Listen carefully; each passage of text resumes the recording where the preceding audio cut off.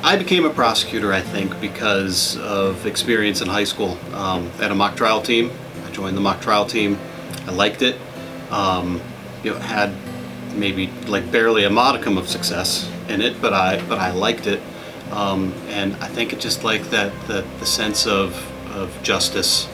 Not that you don't have the same sense if you're a defense attorney, but it's not the same as doing, I don't know, corporate law or something like that. So I went to undergrad, I went to law school, and then my job in law school was working for a prosecutor's office, and I liked it.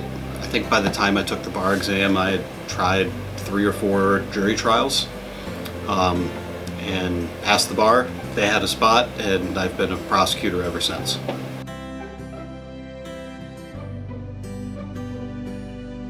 The best part, I think, of being a prosecutor is probably that sense of justice.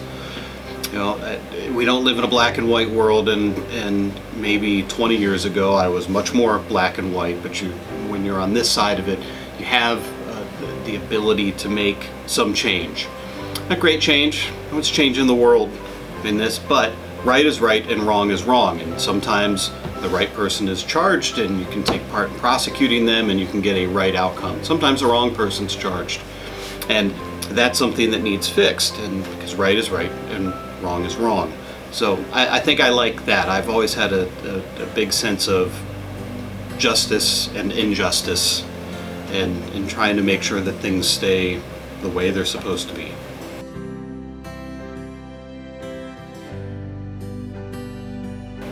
The most difficult part, it's changed over the years, I bet. I think right now the most difficult part may be just maybe the perception of law enforcement and how that impacts what we do every day, because this office is a big office. The office I left was a little bit smaller, but everyone kind of had the same thing in common.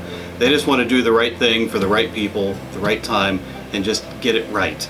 And I don't know that the public perception is that right now. Just kind of frustrating for someone like me who's been doing this for a career.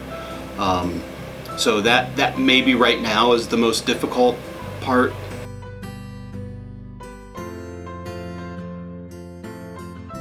Many years ago, there was a young kid who just graduated high school. I think he was 18, young, maybe 20. I don't think that he was of drinking age yet, and it was the same with that case as several others that we've all had. He was driving, he had been drinking, he had his best friend in the car, crashed the car and killed her. And that case in particular stuck out to me. He was a young kid, he had the world by the tail, and then everything came crashing down, and there is no answer except it's mandatory to go to prison, and that is life-changing, and that kind of stuck with me, because I don't think that he woke up that day and said, I want to go kill my best friend.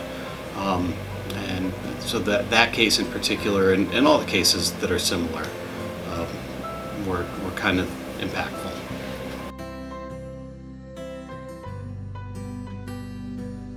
The biggest misconception, I think there are a few. There are a few that we're all looking for notches on belts.